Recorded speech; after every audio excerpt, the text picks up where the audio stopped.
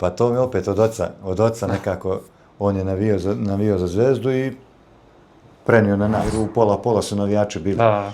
Pola strane naš, što je sad nemoguće sastaviti, Zvezda, da. pola Partizan. I onda je bilo interesantno.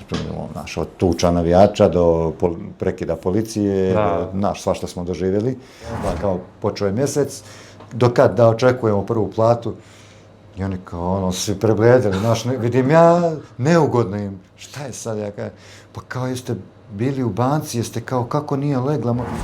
I sviđa mi se kakva je atmosfera u ekipi Srbije i mislim da su jedni od najozbiljnijih kandidata sigurno, ali kažem da nije po mom ukusu mijenjanje cijele ekipe, dovođenje naš.